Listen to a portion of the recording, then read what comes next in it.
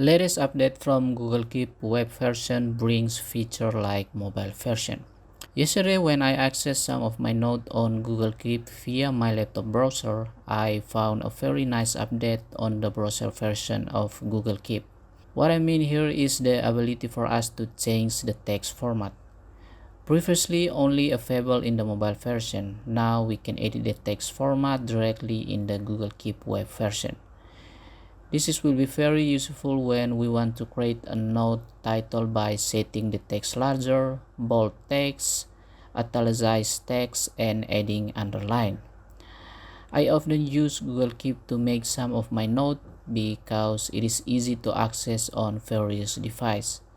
With the addition of new feature to the web version, it will be even better.